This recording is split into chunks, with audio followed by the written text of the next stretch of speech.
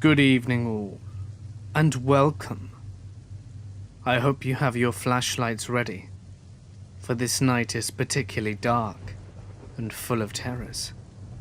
So get comfortable and let the darkness take control.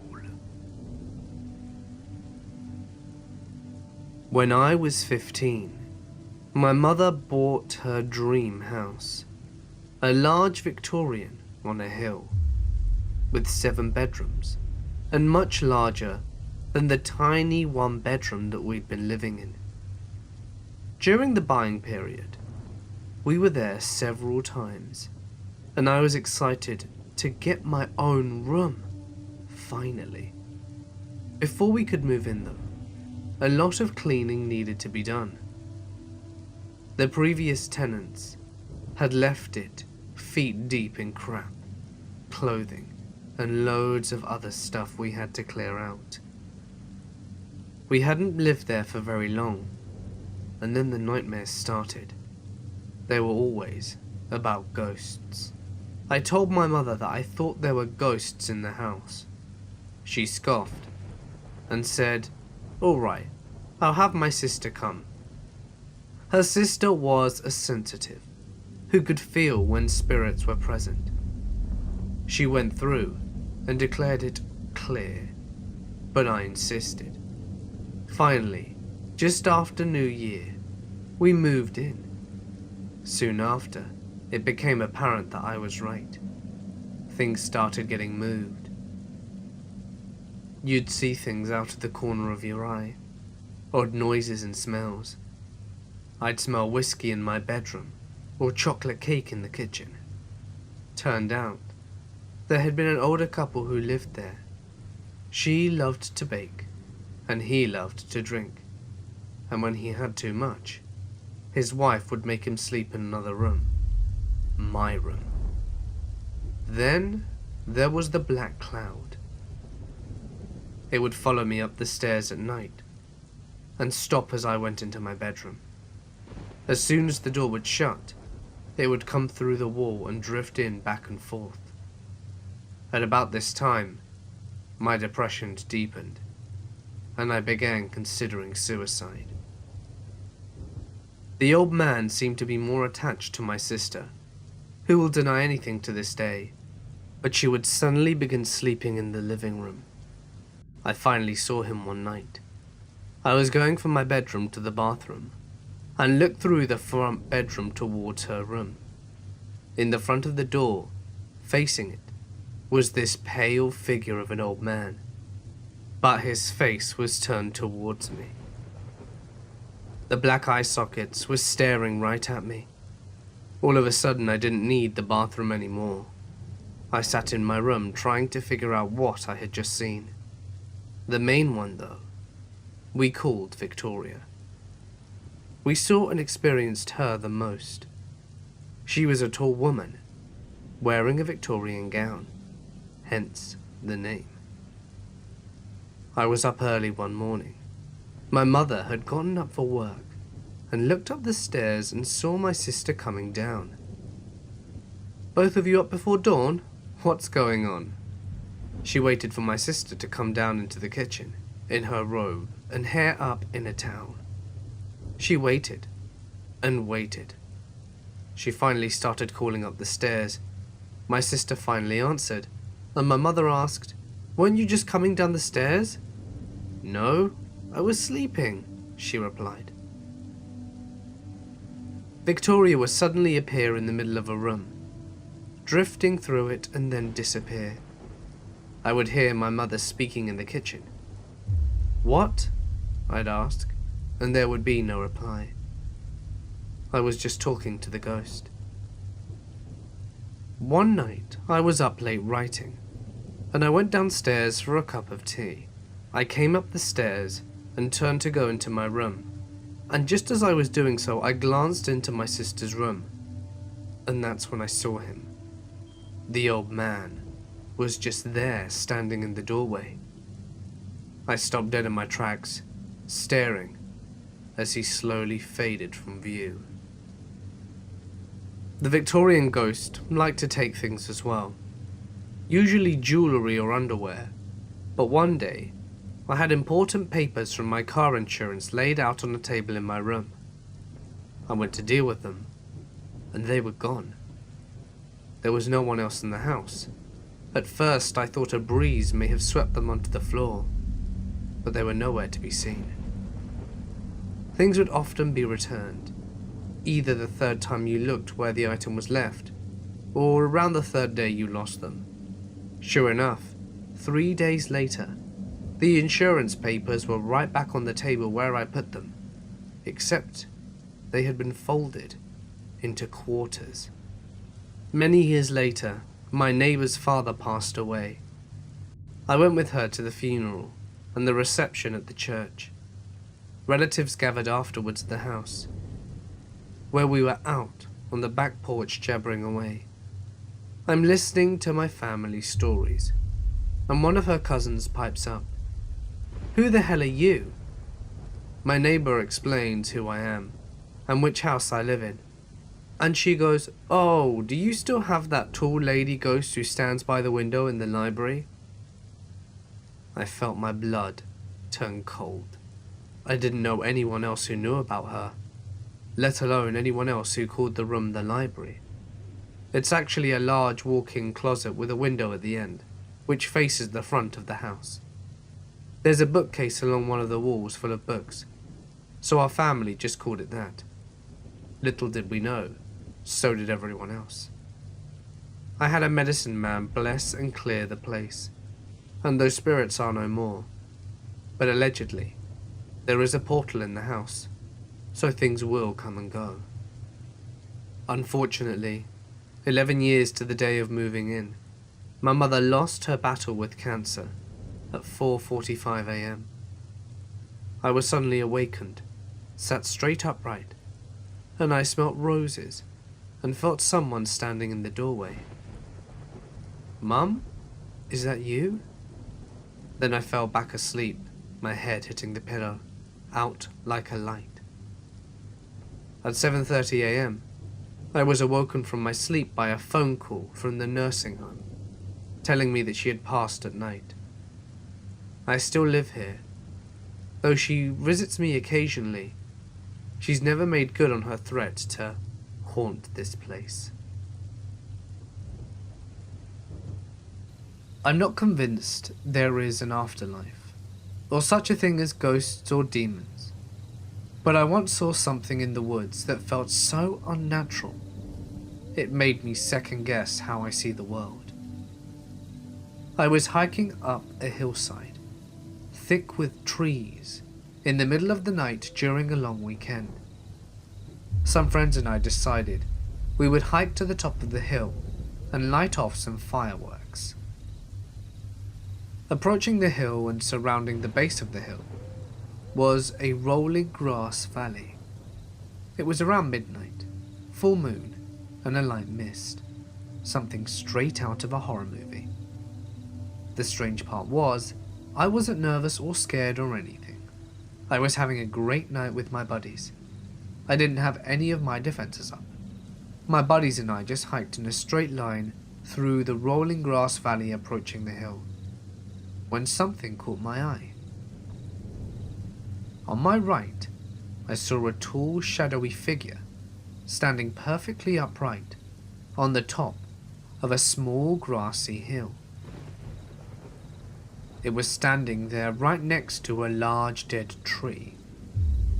I couldn't make out any details. Both the tree and the tall figure were silhouetted underneath the moonlight. The strange part was seeing this figure didn't scare me. I didn't immediately sense any threat. I almost assumed it might have just been another hiker or somebody having a smoke. I passively turned my flashlight on it, and that's when it happened. In an instant, as my light hit the spot where the figure was standing, it instantly moved just outside the range of my flashlight, like it teleported or something. But just as vividly, I saw it standing in its initial spot as my light hit that spot and the figure moved. I could see it standing just outside my range of light. My breath paused in an instant, and a wave of dread washed over me. Something felt 100% unnatural about what just happened. As a reflex, I moved my light to the new spot where the figure was, and as my light passed it, it disappeared. I've never passed out in my entire life. Not from heat, not from getting knocked out, never. But in that moment I felt my knees give way from underneath me and I fell to the ground. My friends turned and looked at me, trying to pick myself up from my knees, and they were too wobbly to stand. They helped me, and I tried explaining to them what I experienced. Perhaps it was all just shadows and lights and my eyes messing with me. But I'll never be able to explain that sensation. The feeling like I had just seen something I shouldn't have seen, something so unnatural that my body's instinctual reaction was to just go limp. I work in security, and I'm often assigned to sitting beside bedside hospitals when it's a difficult case. The situation often includes drug addicts, people close to death, or the many patients that need constant surveillance. My shifts are usually 12 hours long, and I can't really exit the room until it's all over. I realise this might not be as hard as what medical professionals have to deal with, but this job has ruined me. This one time I got called to watch over a man who had started vomiting blood in copious amounts. Back then, I was somewhat inexperienced and could strike a conversation with the patient if he was coherent, mostly out of boredom, but it also helps me be on friendly terms with the patient if they prove to be difficult. He turns out to be a fisherman and a lifetime loner. As the evening drags on, he starts insisting on getting his sleep medication. Halcion and Xanax, I think, and the nurse complies. This repeats every 30 minutes, and the benzos obviously are not working. 3 hours later, the man is on the maximum allowed dose when accounting for what was obviously a decade long of abuse of benzo, and he's still quite conscious. The situation is getting weird. He would black out for 30 seconds and then violently shake, snap out of it and start yelling at me and the nurses for more medication. He's not getting any, and the situation cools down in the following hours, and he appeared to have resigned to the fact that he wasn't getting any more. At this point it's 3 in the morning, and the room is dark. I've got my back facing the window, and the only light in the room is a faint glow of a street light. The man had stopped talking and was lying in the bed with his eyes wide open, staring at the wall opposite him. We hadn't said a word to each other in a while, but suddenly he turns to me. Our eyes meet and he whispers, "I watched my father kill himself." Then he describes to me in intricate detail how his father had come home from work, sat himself down on the couch and shot his own face off with a shotgun point blank, with his wife and son in the same room. He looked at me straight in the eyes, and I remember the orange glow of the streetlight reflecting on it, a stare colder than anything I've ever seen. He told me how his mother had lost her mind after the tragedy and hung herself in her home. He had to cut her down. He stayed up for the remainder of the night, and we stayed silent. When I bid him farewell in the morning, he didn't reply. People dying beside me, horrible accidents, crying families, and the stories of many unfortunate drug addicts have all impacted me. But, as I sit over the unfortunate, this is what sits with me. I can't escape the room even today. I still think about how his life must have been. Every night alone with his horrible nightmares, reliving the scene every time he closes his eyes. The years of benzo abuse, severe depression, and panic attacks. I wonder why he didn't follow in his father's footsteps. I was hiking and backpacking with 2 friends in Montana. We were probably 5 miles from the nearest paved road, and had hiked around 2 miles from the end of the dirt road. The spot isn't very well travelled, and is quite nondescript. but we all enjoyed getting away from any crowds and being out relatively alone, so we always gravitated to areas like this for backcountry camping. We built a fire and hung out, then piled into our tent. All is normal, and we hadn't seen a soul or any recent sign of people since we left the paved roads. I have some trouble sleeping, and was sort of just laying there for maybe 30 minutes, and both my buddies passed out. That's when it got weird. I hear from my side of the tent a murmuring, which I was certain was a person making sounds underneath their breath. It didn't feel like real words, but almost like someone drunk was mumbling gibberish. My first thought was one of my buddies was sleep talking. I listened closer, and it was definitely coming from outside. I woke up my friend closest to me, and he woke me up with a "What?" a little irritated, and at the moment, the muttering stopped. I shooed him and whispered to him what I'd heard. We waited a second and it started again, but it seemed closer this time, and he heard it too, but we didn't hear any movement. I can still hear the voice, and it really messes with me 10 years later. He gave me a "what the hell" face, and proceeded to gesture that he was going to unzip the door and see what was outside. Right as he starts moving the zipper, we heard what sounded like someone taking a huge gasp of air before diving into a pool, seemingly from the opposite side of the tent of where we heard the original muttering from. We both froze for a second before he pushed his flashlight out and looked in that direction and screamed, "Who's out there?" We didn't see anything, and never heard a single twig or the sound of movement. But this time, my other friend had woken up, and we were all still freaking out.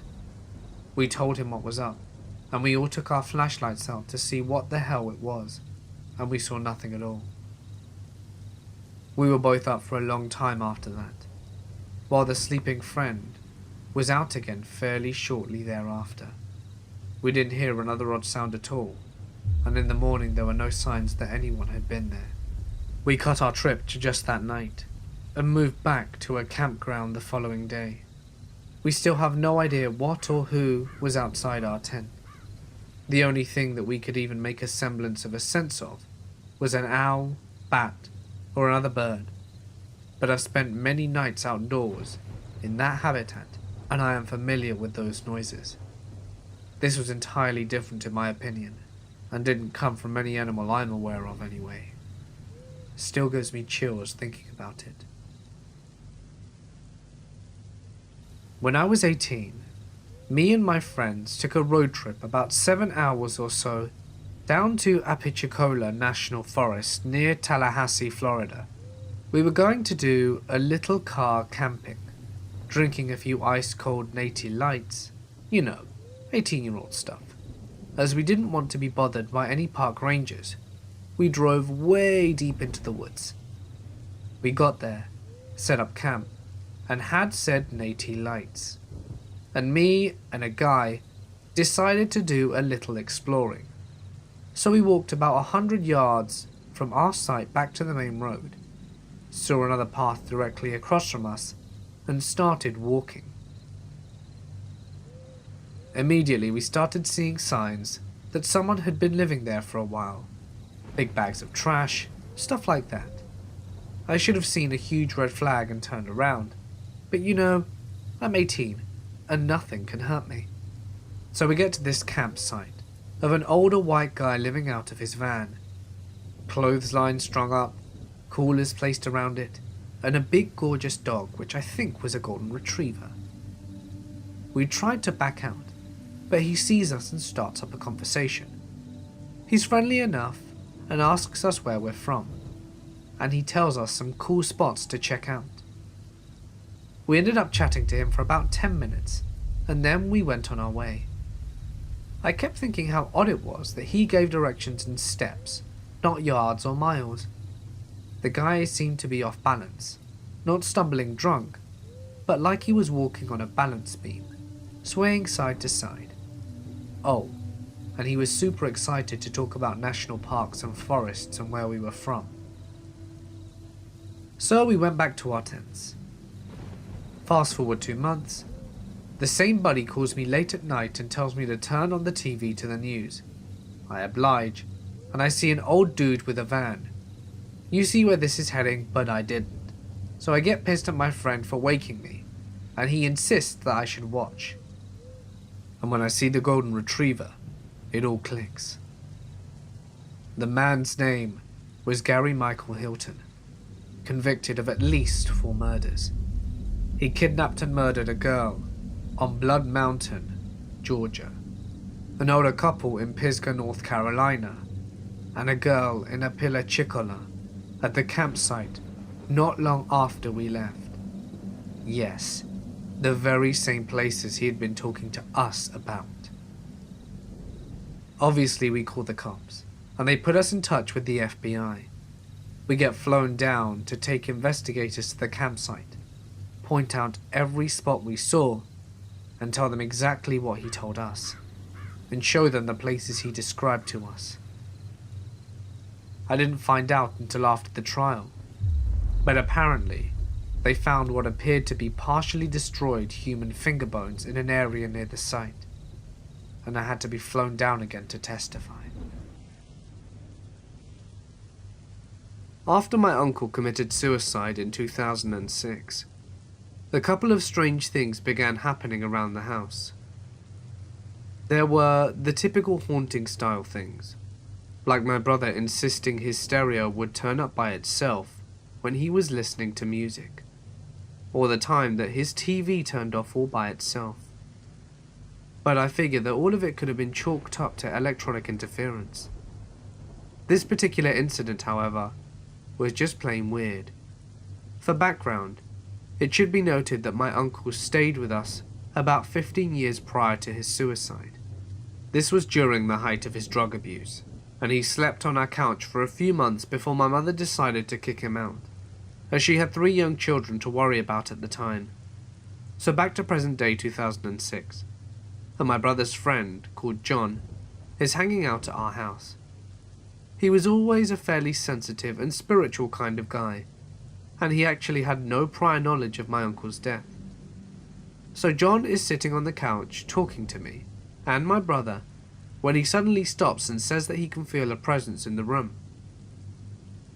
My brother and I kind of laugh at this because this is your typical John, always sensing something. But he stuns us and said, "Your uncle's sitting next to me, and he says hello." My brother and I were pretty shocked because, like I said, John had no prior knowledge of my uncle's death. Not only that, was the exact same spot that my uncle had slept on 15 years prior when he started staying with us. There is absolutely no way John could have known any of that, because it wasn't something that my brother had ever mentioned to him. Now fast forward a few years, another strange incident occurred one night when I was heading to bed. I had just turned out the light to the kitchen, and had started walking down the long hallway that leads to my bedroom. I had literally just shut my door when I hear my name being whispered. I stand there not knowing what to do. The whisper had caught me off guard because it sounded exactly like my uncle's voice. I shake it off, thinking I'm probably imagining things and go to bed. A few days later, for whatever reason, I can't remember, I tell my mother that I thought I had heard my name being whispered, and that it sounded like my uncle. You know what she tells me next? She had actually been home one day the week before, and was in the kitchen making lunch for her and my dad, when she hears her name being called. Then she calls out to my dad, who was in the next room, and asks what he wants. He said he hadn't called out to her, and he also hadn't heard her name being called. But then he tells my mum, "Oh, you want to know something funny? I was out in the garage one day last week when no one was around, and I heard my name being called."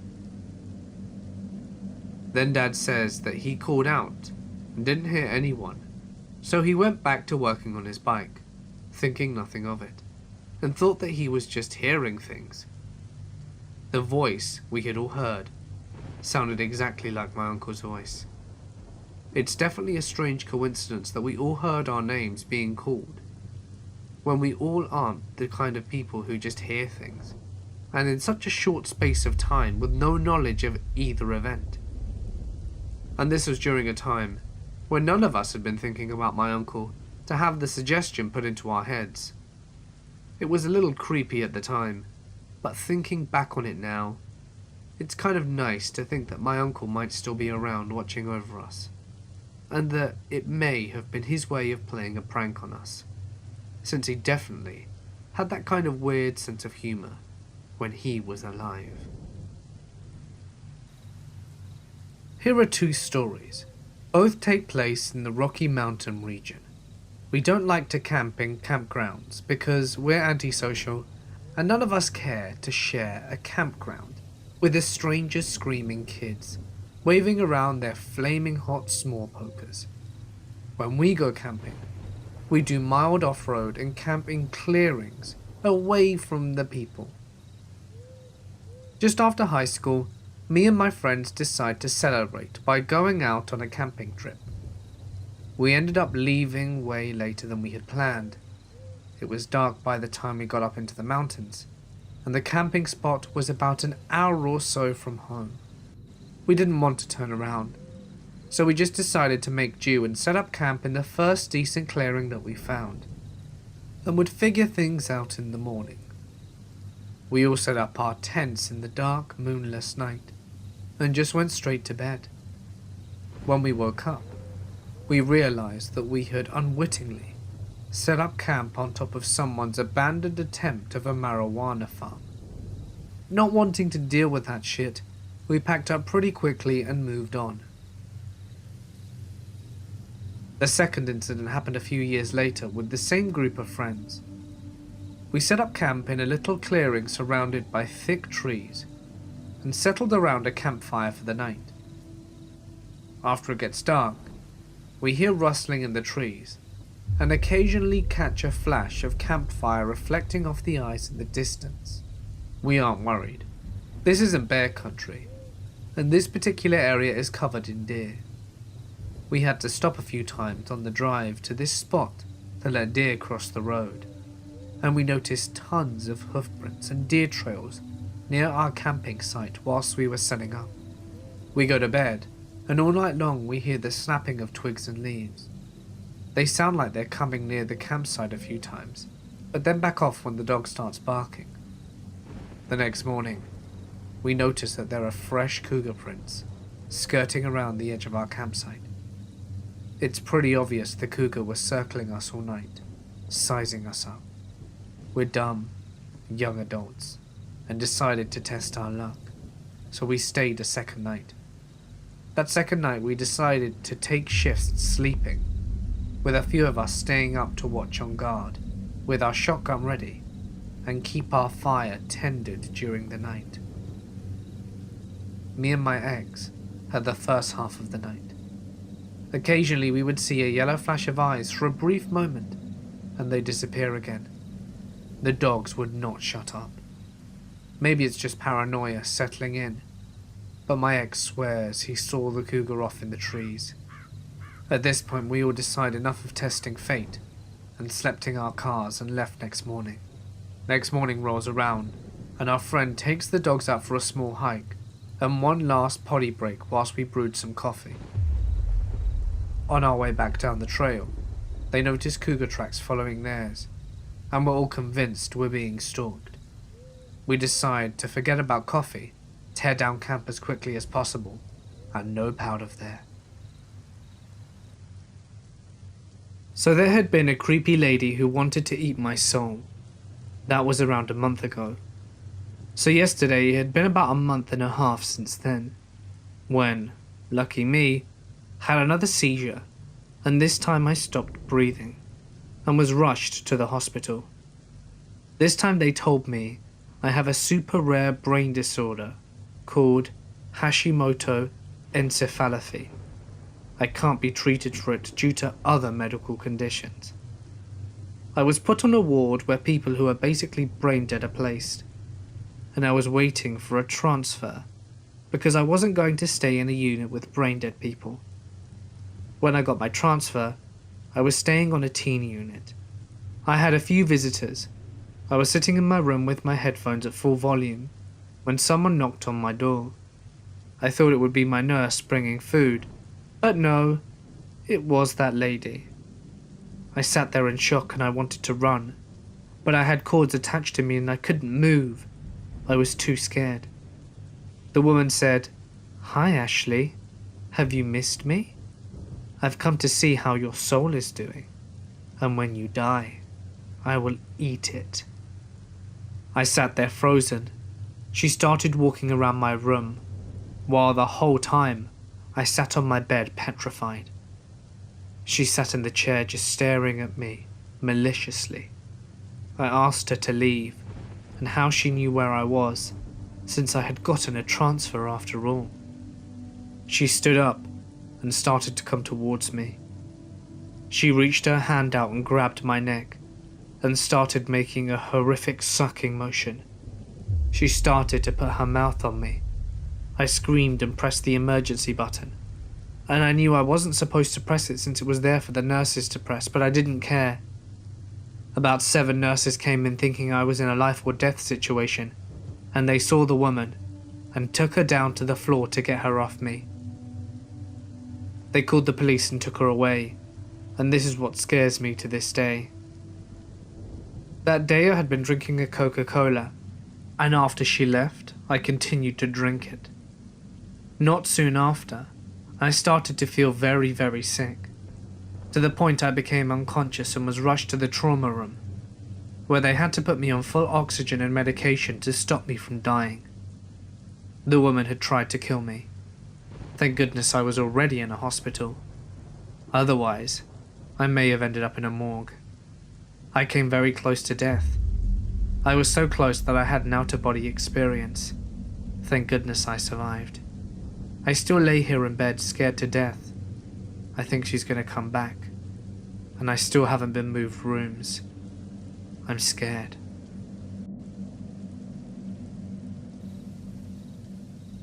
This was an off-the-grid cabin, middle of nowhere, bring a few kegs and everyone you know, and let's get wrecked situation. This was incredibly secluded because of my friend's property. He owns about 9 square miles of untouched land near Ward, Colorado. We are, or we should be, the only human beings for miles. There's probably a couple dozen of us. And this is the middle of nowhere, and if memory serves, the original plan was to camp in tents around a bonfire. But it pretty quickly became more of a blizzard situation with low visibility, high winds, and frostbite levels of cold. This leaves us crammed into maybe a 600-foot square cabin to get wrecked in and pass out in a pile. No sweat, we're all friends. Sometime in the middle of the night, everyone's quietening down, and I need a cigarette and a pee. I stumble, pretty wasted, into my coat and boots and throw on several hats. I go outside, and the wind has slowed a bit, and the moonlight makes everything coated in ice and snow shine like diamonds. I light my cigarette and walk 20 feet into the woods to pee. Something every Colorado kid knows by heart is the frostbite wind chill chart. The fact that in this weather, flesh freezes in 25 minutes. It's hard to forget when your John's out. Midstream though, I hear something or someone, another 20 or 30 feet in the woods. Though, it sounds like a human's voice. The wind makes it hard to hear, and the snow and dark made it impossible to see. I managed to wiggle my smoke to the corner of my mouth, and muster up my best mountain man voice and yell, "Anyone there?" Still pissing a river. It takes a second for me to hear a reply. "Come over." In a voice that sounds exactly like my best friend, the kid who owns the cabin. "You okay, Jay?" I call out. Nothing. So I zip up, go to trudge further out to make sure he's alright, and just as I'm stubbing out my smoke, I hear my name called much louder and clearer from the cabin. I yell back that I'm okay, and head back to the cabin with a curious glance behind me. Who's waiting at the door? The person who was waiting for me at the door, I swear, was the kid who was talking to me in the woods. I told him I heard something. He told me I was drunk, but he trusted me enough to humor me by helping me with a head count. There was nobody missing. I tried to forget about the whole thing, but I was very glad to be sleeping well armed in good company that night. What would have happened if I'd have headed out further? This story happened when I was in my last year of college, wherein we had to make our thesis and defend it as a requirement for graduation. Me and two of my friends, John and May, planned to have an overnight stay at John's house to work on our thesis. After class, we went to each of our homes to get our things for overnight, our documents, and the stuff we needed for the thesis. By 7 p.m, we were all in John's house, had our dinner, and then we began typing away. We were all doing great, and came up with lots of ideas and codes for the output of our system. But by midnight, we started to feel fatigued, but none of us wanted to sleep yet. We were very much in the mood for just finishing the system we started, so we decided to tell some ghost stories to wake us up. John started, and told us that sometimes in his room, in the same room that we are in now, he saw a ghostly figure standing by the corner of the room, and just look at him. Me and May looked at each other. Then, we began looking at every corner of the room. We both looked at each other again and laughed it off. We were not quite convinced of John's story, but from that we felt awake enough to continue with our system. We were working very hard, and at about 2:45, we felt sleepy again. But this time we wanted to rest by that time, so we tucked in and placed a cushion on the floor for us to sleep. We had our blanket on me, May, and then John. Just as we were all laying, May started scaring us, saying that there's someone creeping at the window, which I was closest to. John and I were not scared, and turned it against her, saying that she is also close to the window, so she can easily be reached by something outside. She got scared, stood up, and changed places with John. Now the arrangement is me, John, and May. May covered herself with a blanket, also covering her face, and then, one by one, we fell asleep. Here comes the frightening part. A few minutes later, I heard something scratching. I looked around, but there was nothing or no one there. Then I noticed that my body felt frozen. I tried moving my fingers and feet, but I seemed to be paralyzed. I tried speaking, but my mouth seemed like it was stitched together. I looked around and saw them both asleep, May still covered with the blanket. Then all of a sudden, May sat up, facing me, her whole body still being covered with a blanket.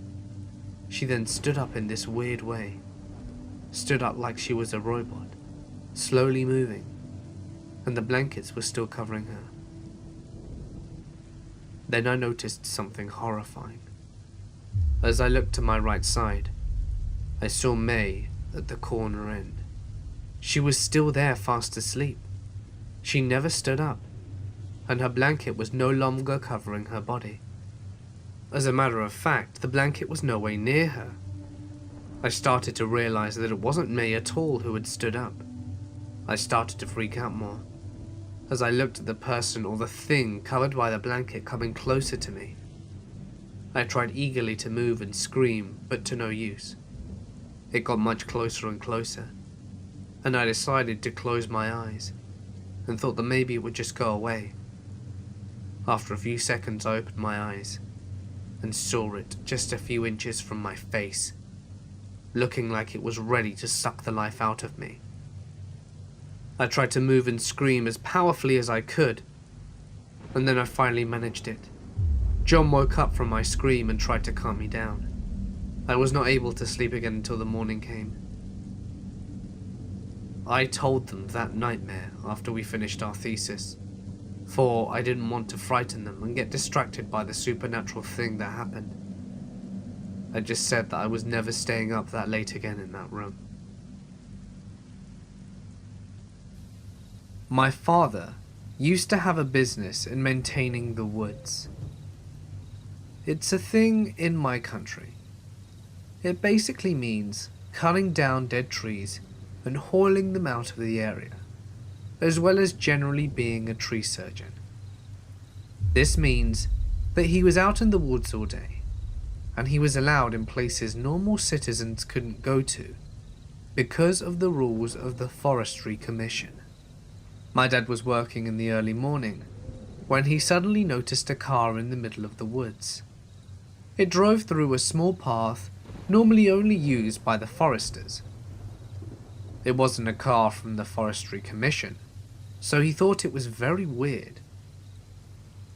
However, Dad was alone and it was the 80s, so there were no mobile phones to contact anyone. Since it was in the middle of nowhere, he decided to ignore it. He kept on hauling wood through the woods with his horse, and he suddenly heard the men speaking. Now my dad is a brave man and as strong as a bear, so he decided to just have a quick peek to see what the hell those folks were doing. My dad looked around some thick bushes to make sure he could see the men. They were digging a hole.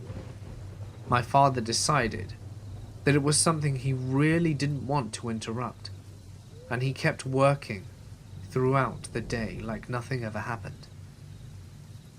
He made sure to keep some distance between him and the digging site.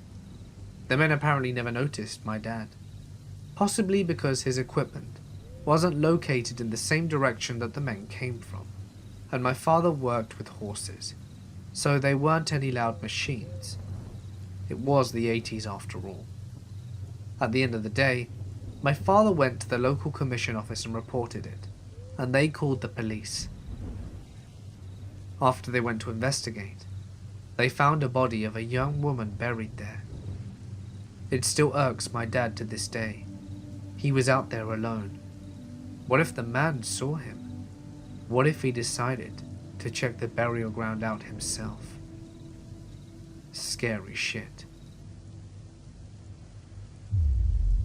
When I was around 13, I went camping with my Girl Scout troop.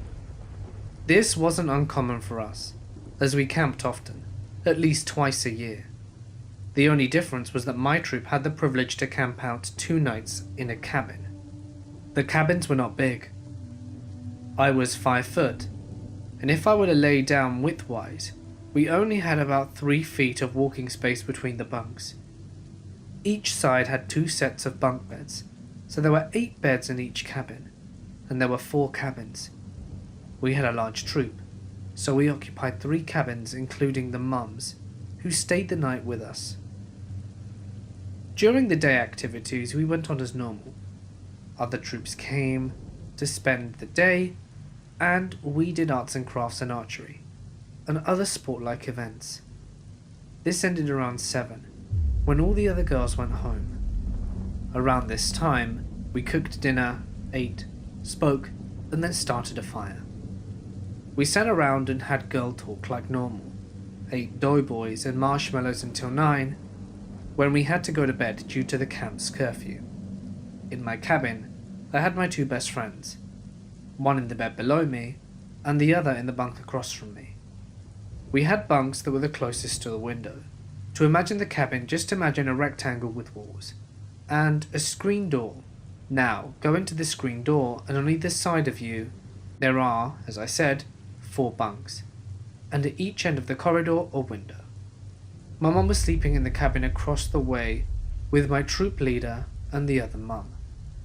Soon we're all asleep, but my friend Lisa, who was below me, isn't very good at sleeping outside, and was soon awake and sitting on the edge of my bunk, poking me. I cracked my eyes open and shone my flashlight at Lisa, then at Tara, who was sitting across the way. She was awake as well. since we weren't technically allowed to be awake unless we were using the bathroom, we decided to go get my mum, who would take us through the trail to the bathroom just to let Lisa catch a breather. By now, the fire was basically out, and we had my flashlight as our light source, so we bundled up because New England is freezing at night, even if it's spring. As we were getting dressed, I put my flashlight in my mouth so that I could use both hands, but out of the corner of my eye, I saw a shadow. I thought it was my own and Camp was playing tricks on me, but I looked anyway. My scream may have broken all the rules in camp about curfew. My entire cabin was up. My friends were screaming and my mum and my leader were trampling over each other to get into the cabin. When I turned to look at the shadow, I saw what was actually a man staring through the window. I don't know how long he was there for, and when I started screaming he took off. My troop leader talked to the ranger the next day, and he said that he would talk to the night ranger, but we never got any other answers other than maybe it was an animal.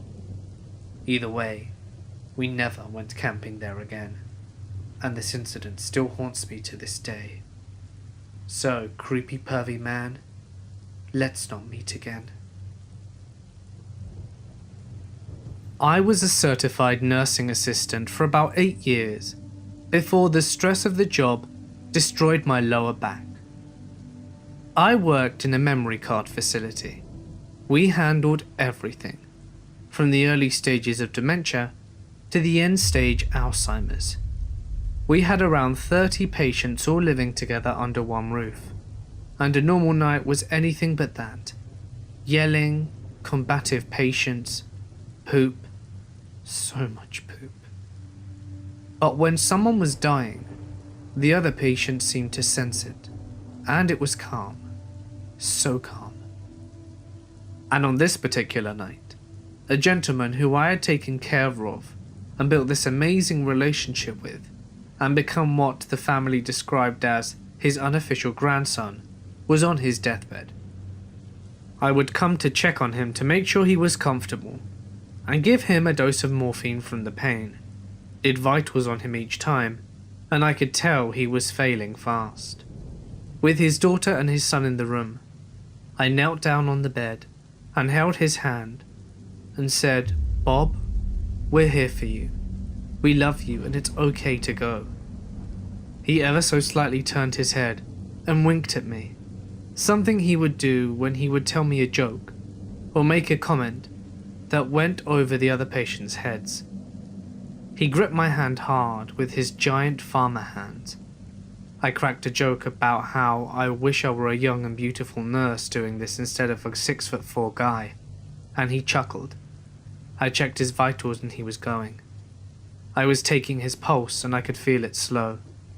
Then, nothing. I heard his last heartbeat. It was surreal. I could feel the emotions rising in me, whilst I closed his eyes for the last time. His daughter knelt down and hugged me from behind and we both sobbed. After what seemed like to be forever, we stood up and I made the call to have a doctor come and verify the time of death, and to have the body removed.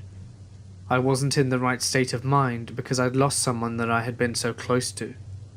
After all the craziness of the night died down, and he was gone, and I had talked to his daughter and she left, whilst I was sitting alone at the dinner table, and 2 of the other residents walked up to me.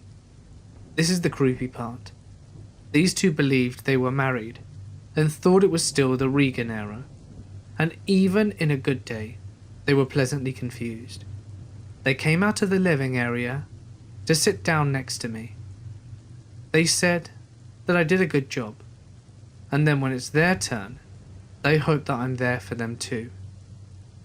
That moment of clarity from 2 people slowly losing everything to Alzheimer's. That moment stuck with me as creepy, yet heartwarming. I was camping with my family and friends up in the mountains, sharing a tent with my older brother Luke, and another friend called Evan. We weren't tired, and everyone retreated to their tents for the night. But the fire was dimming, and we were bored. So we went inside our tent to watch Adventure Time on my laptop.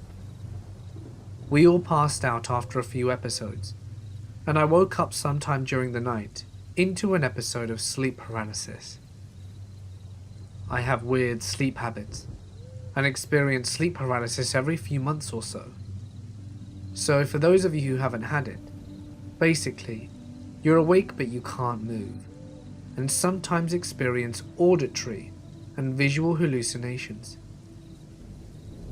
I was aware of this, so I didn't have a full-on heart attack when I started hearing shuffling noises outside my tent, which continued and got louder and closer until the fabric of the tent itself was being touched by something.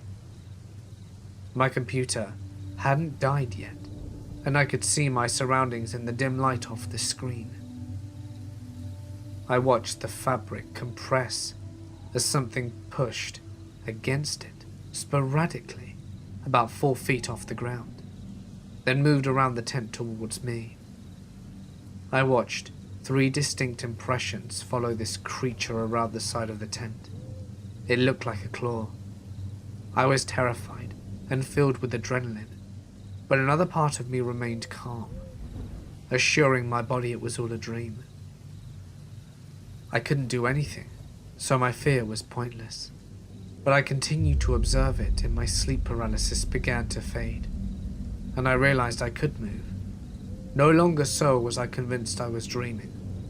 I reached over and shoved Luke awake. I tried to get him to look, to see if there was really something out there. But I must have sounded like I was sleep-talking because he just rolled over and went back to sleep, waving me off. Eventually the rustling stopped, and I was tired and groggy enough that I fell back asleep. In the morning I'd completely forgotten about it. That's until my brother-in-law said to us, "It's a good thing we put the dog in the car last night. There was a bear here," whilst we were sleeping. Dean pointed out the tree where we'd strung up our trash and saw the fresh, gaping claw marks about 9 feet deep up the trunk. That hit me hard. I had seen the bear and calmly watched it test the fabric of my tent 12 inches from my face. Whilst prospecting out here in the Caribou region, I came across a set of rock piles known as Chinese piles out in the middle of nowhere. These being here means someone did a lot of digging back in the old days. So I started working, and after an hour and a half had about 10 grams of gold and was having a happy dance when I noticed the small standing stones on each of the rock walls. Each stone had several Chinese characters on them, and in a moment of dread, I realized that they were graves. I put the gold in a glass bottle I found nearby and left it behind. I also took down drawings of the symbols to show to a local historian, who later confirmed my suspicions that yes, they were graves, and they likely hadn't been seen in over 150 years.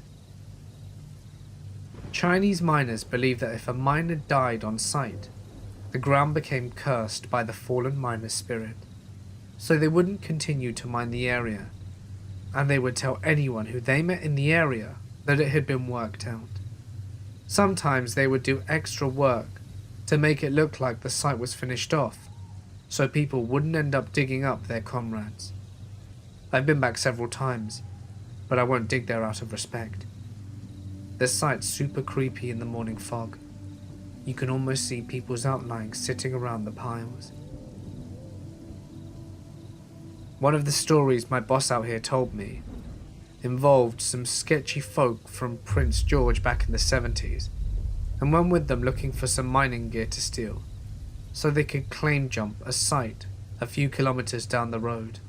My boss went down this forgotten path into a clearing with 2 ancient bulldozers and a small cabin.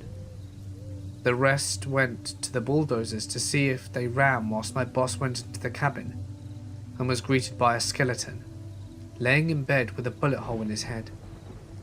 They brought in the cops, and they figured the guy had been there since 1935. since that was the last date on the papers inside. I went to the same cabin with him a few weeks back, but the place had been burnt down by quad bikers. I work as an emergency medical technician. A few years ago, I came across the most horrifying thing I've ever seen. So to set the stage a bit, in the middle of August, and it's over 90 degrees outside, or 32 degrees Celsius, with 70% or higher humidity. Really miserable conditions outside. We get a call to help the police with a welfare check. Basically, the police knock on an elderly person's door to make sure they're alive or need help. This was after the neighbours had gotten worried about an over 90-year-old woman who lived in the house. She hadn't been seen in about 2 or 3 weeks. The responding officer checks all the doors and windows and gets no response. So we pull up the contact info from my last visit to her house.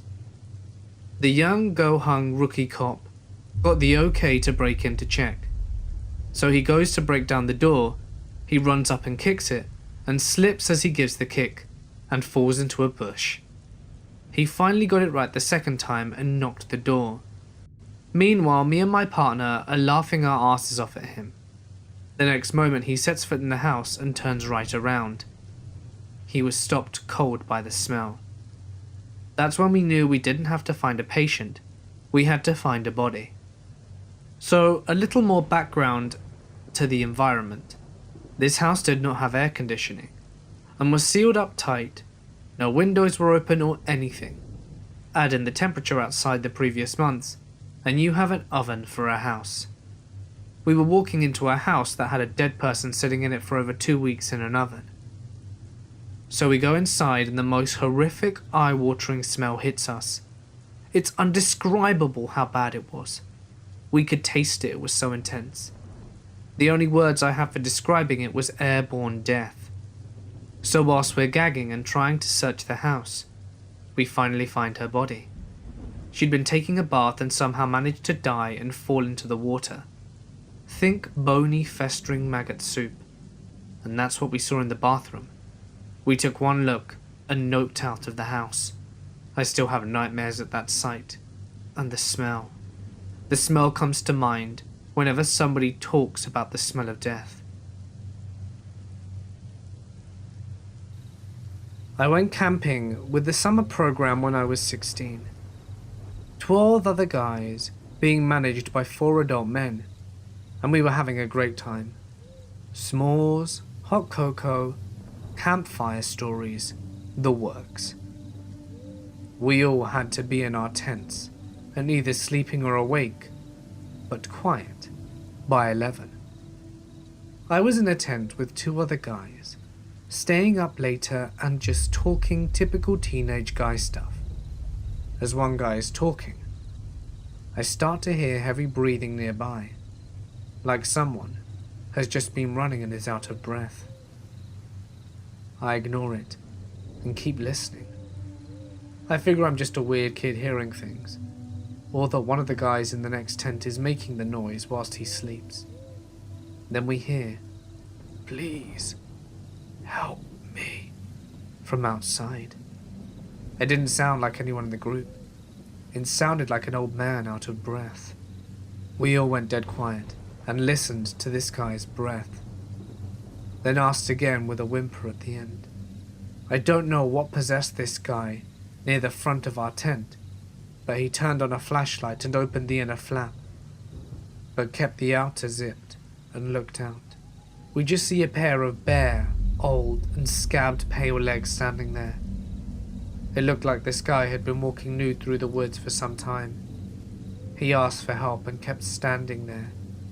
We were all paralyzed with fear. But the guy at the front managed to say, "Keep walking down the trail. A ranger will be there soon."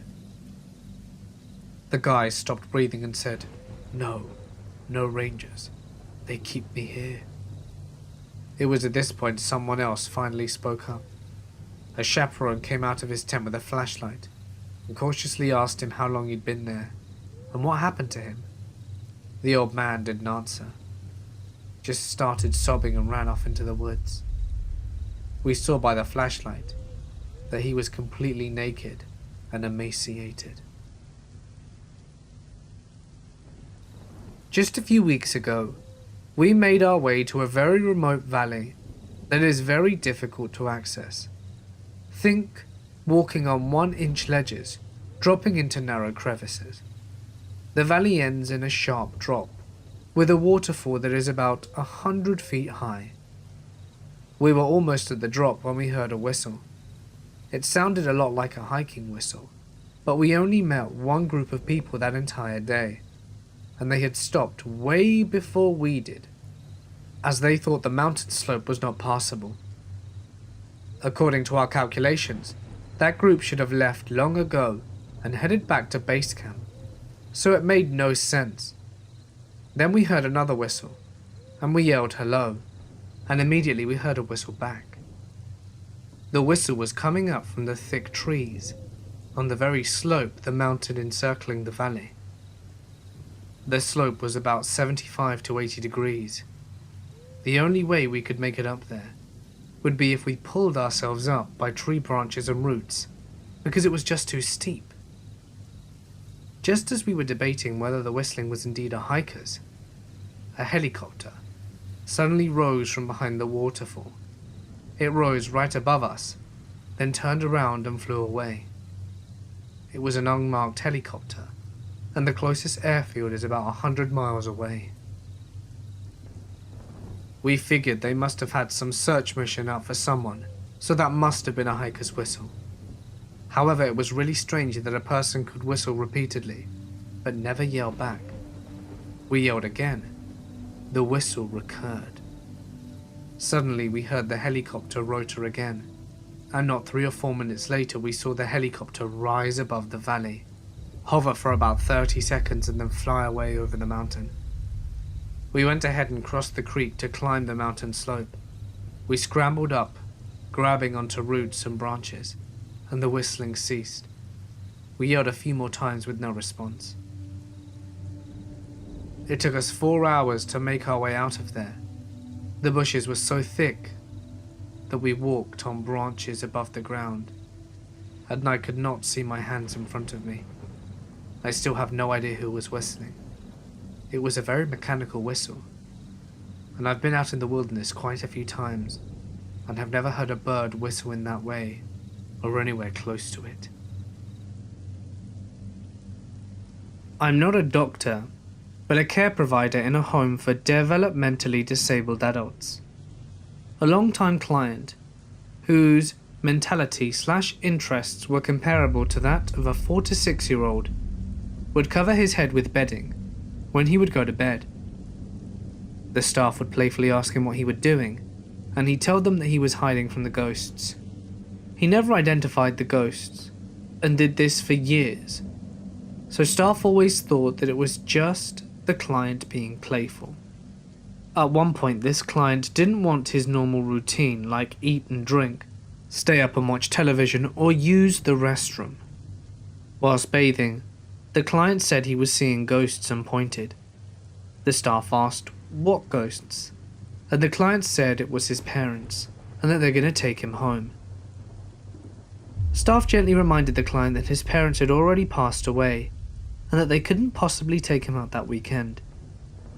Within 72 hours of telling staff he saw the ghosts of his mum and dad, that client went into the ER, was admitted to the hospital, and passed away. I was the one that had spent half the night in the ER with the client. I had taken him to the ER before, and other routine medical appointments. This client was known for being rather combative during such visits, but was unusually peaceful the entire time, and the last time he went to the ER. When I went to the client's memorial, I told the client's family that I thought he knew it was his time based on how calm he was. I didn't disclose the part about seeing ghosts of his parents shortly before the ER visit. I am a 34-year-old male living in Finland, and these events I'm going to tell you took place in 1987. I was only 5 years old at the time. I lived in a row house in a municipality called Nurmijärvi, near Helsinki. This house had 2 floors.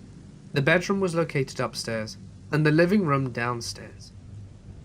Sometimes, in fact, quite often, I happened to wake up at night, and I could see the radiator of the room on the wall as a white cow. A cow of pure white, which sometimes looked like it would have moved towards me, and which varied the position from standing to a recovering and so on. The cow radiator seemed to kind of have a spruce forest in its background. Once, when someone for some reason turned the lights on in the room, I saw the radiator again, just as a normal home appliance. But as soon as the lights went out, it would show itself again as a cow, which was very strange. In the living room, there was a Lundia shelf level, with a Salora television set, and a Fisherman Betaman VCR on the right-hand side, and then a Sharp turntable. At times I used to sleep with my mother in the living room. The digital clock of the videotape recorder, whose colour was green, shone so brightly in the darkness of night that it interfered with sleep, especially with my mother. So she came up with an idea to put a tabloid newspaper on the VCR to cover the clock. When I happened to wake during the night there, in the living room, I could see how the tabloid was moving. Sometimes it moved as if airstream would have come and swung over it, and other times it would move horizontally. Despite the fact, the clock didn't appear. Once, when my mother went to the bathroom at night, she switched the kitchen extractor fan light on. The kitchen was located next to the living room. The tabloid newspaper on the VCR showed up in my eyes as normal, and when the light was switched off, it continued moving again, completely on the loose. My family used to camp in Algonquin Park in Ontario when I was a kid. We used to do a lot of day hikes with our dog. The dog was a crazy runner and would run up and down the trail back and forth between my parents, an older brother, and myself. This one trail ended in a lookout. My brother and I stopped to take in the view, and my dog arrived seconds later travelling at full speed. He attempted to apply the brakes, but the momentum carried him right over the edge. We freaked out. Our dog had just gone over a cliff, and it was a good 50 or 60 foot drop. I ventured over to the edge to look.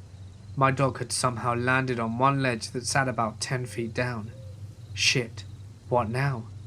Any movement and my dog would fall the rest of the way. It was a sheer face and no way to get down. And then out of the blue, from a trail behind, appears a hiker with full climbing gear. Algonquin is not an area known for a lot of climbing, and I've never seen anyone before or since with gear on that trail. The guy belayed down, rescued my dog, packed up and left. He didn't even stick around long enough to grab his name. To all intensive purposes, he just returned to the trail and vanished.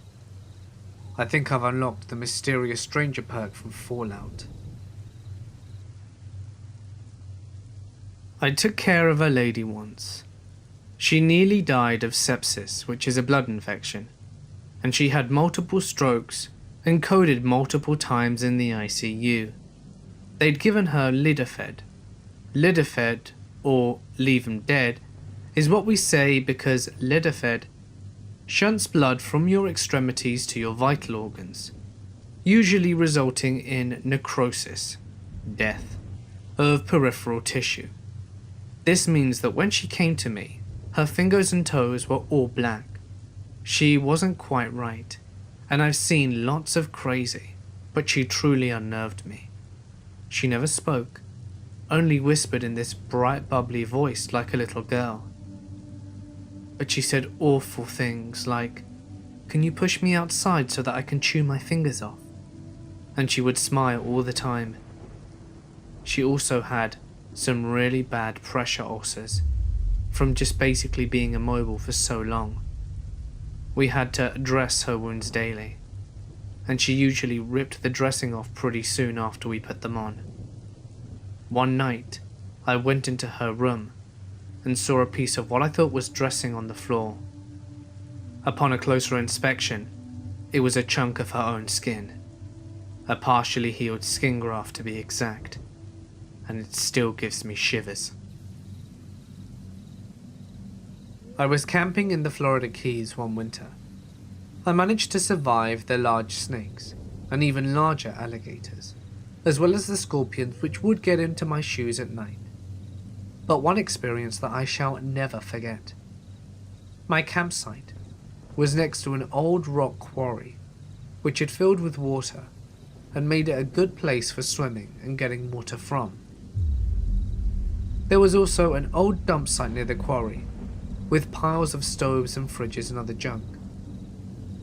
It had been there for a while, but nothing new had been added to it for a long time. One day, a fellow shows up and tells me that they were going to clean up the dump and burn some of the junk, so I better move my tent. So I gather up all of my belongings and moved a few hundred yards back into the woods. That day, they started burning the garbage, and I thought nothing about it until I climbed into my tent at night. As soon as it got dark, and I was falling asleep, my tent became covered with hundreds of rats. I guess they had moved out of the dump because of the fire, and were just wandering around looking for food. They were everywhere, climbing up my ropes and over the top of the tent. I shook as many as I could off, and started a fire, and stayed up all night hoping they wouldn't return. They seemed to be gone, so the next night I stayed in the same place thinking they had moved to another dump or something. But no. As soon as it got dark, they all returned, bringing some of their friends, as it seemed that they were more than ever. I again shook them off my tent and got the fire going. When morning came, I packed up my tent and headed for a new place far away from those rats. As I was walking down the highway, wondering if I should return to another camping spot that I had previously been in, there, on the highway, near to the place, was a dead 11-foot alligator, which had crawled out from the mangroves only a few feet from where I had been camping a few weeks prior. I decided that my Florida camping adventure had gone on long enough, and headed home.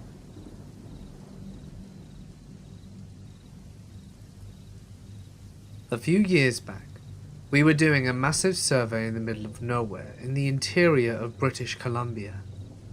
All the crews had gone home, and it was just my boss and myself left for a few days to follow up and confirm some coordinates and finish some mapping. We head out of the motel an hour or so into the bush, middle of nowhere along deactivated logging roads. The closest town is miles and miles away, and we hike out to one area that we had found a few weeks previously. For some reason, the whole area just felt off.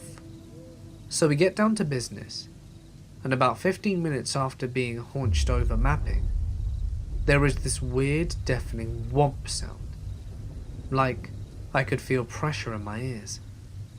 I immediately looked at my boss about 20 feet away, and he is white as a ghost staring back at me, standing, and then it happens again.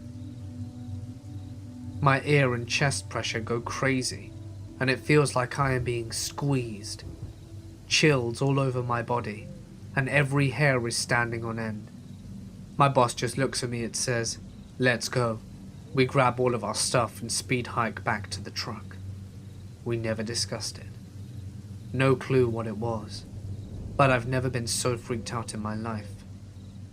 Thinking about it 10 years later, I still get the chills.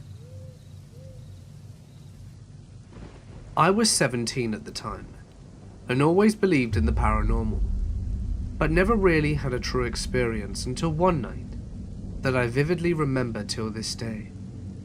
So one night I was sleeping in my upstairs room, looking like usual, and for some reason I woke up at around 3 or 4 in the morning, which wasn't that unusual, but this night was very odd. When I woke up, the entire room was lit like a soft light, kinda grey, which was odd because the room was always pitch and had no streetlights or nightlights to produce any ambient light. So I really didn't think anything about it until I saw something that looked like a woman figure standing down the end of my hallway. At first I thought I was dreaming, but I wasn't. It didn't feel like a dream. It felt too real to be anything like that. I continued to stare at the figure down the hall, thinking it was my mum, but thought to myself, why would she be up at this time of hour? When I tried to call out, I couldn't. I was just frozen, not able to move nor speak. Now this is where it starts getting strange. At this time, I'm still staring at this figure, and it starts moving closer to me. It started moving floor by foot, like it was skipping through time, like in a panel-style movement. The odd thing is I wasn't afraid when I should have been scared shitless because of some strange personal entity coming slowly towards me. It finally reaches my doorway and just casually walks to the foot of my bed and stands there. The figure is dressed all in white, looked almost like a wedding dress, and I couldn't see its face as it was covered by a veil, but I knew it was a woman, just looking at the features. I was still not afraid, but I did feel this deep sorrow and sadness coming over it. It was only inches away from me at this point, and I just remember crying for no reason. I never cry. It was like I was feeling what it felt.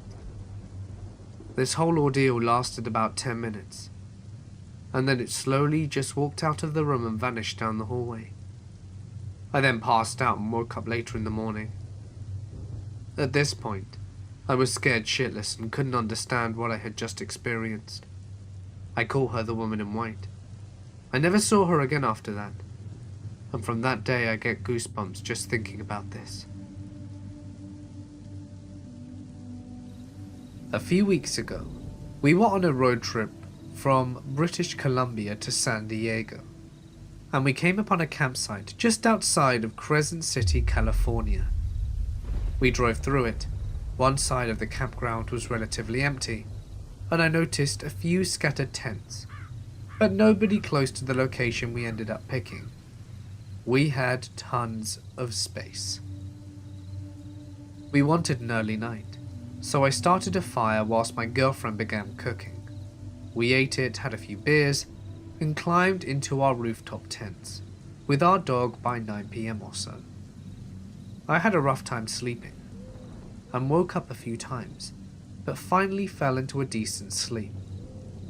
In the pitch dark, with all of our tent windows and canvases closed, I was awoken at 1 AM by someone whistling outside our tent the tune of When the Saints Come Marching In.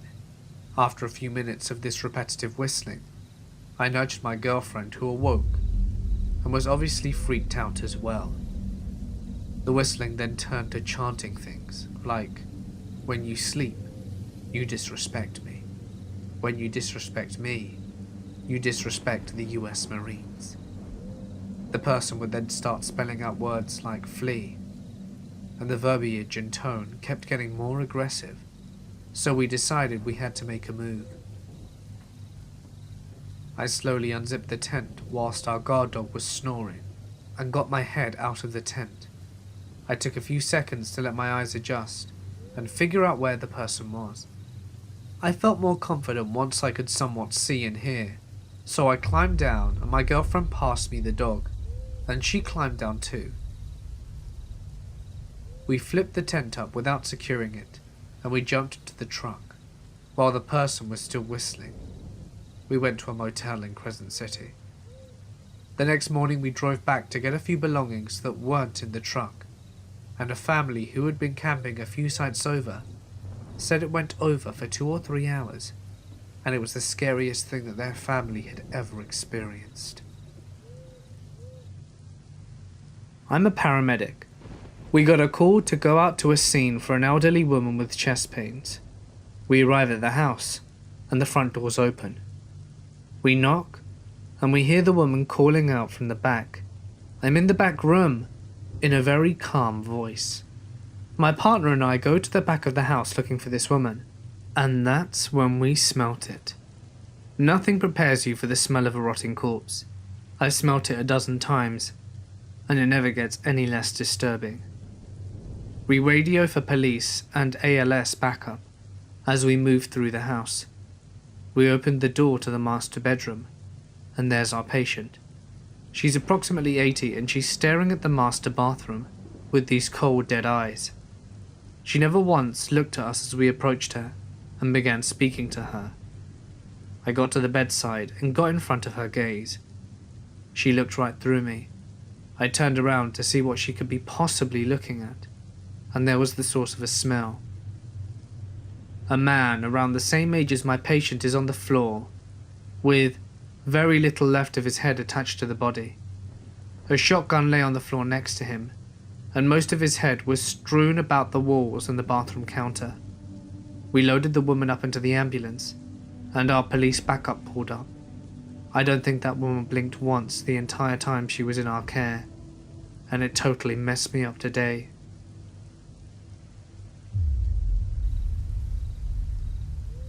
I have a couple of stories about camping. One year, I was working for the forestry for the summer, so I decided to camp out by where the work was. I would go into town only once or twice a month for supplies. On the forestry road on the way there was a fellow camping a few miles from my setup. He wasn't working with me, so I figured maybe he was a hunter or something. After a couple of times of passing his campsite, and seeing that his car was never moved, I decided that if the car was still there by the next time I drove by, I'd stop to see if he was okay. Thankfully, as it turned out, one of my fellow co-workers had the same thought, and he got there first. He could tell by the smell when he approached the guy's trailer that there was something seriously wrong, and when he went inside, he found the guy with maggots crawling out of where his eyes had been. It was a hot summer, and his body had been there for quite a while before my buddy found him. My buddy guessed it was a heart attack or something, and he reported it to the police and they dealt with it. But we never heard any more about it. Hey guys, it's Mort here, and thank you so much for listening. I'm gonna be pretty straight with you guys on this one. But since baby's been born, I've been really tired and getting about 3-4 hours sleep a night, in little chunks. So I'm really tired. My voice just wasn't up to scratch recording today. I couldn't make a quality video in my opinion because my voice is exhausted. So for that, I'm sorry. But either way, I hope you enjoyed tonight's compilation. The video that I had prepared for today was actually a cool, interesting topic I hadn't done before. But I'll save that for tomorrow as a nice little surprise, so please be sure to tune in to not miss it. But anyway, for now guys, I'm gonna sign off. Stay awesome, and I'll see you in the next one.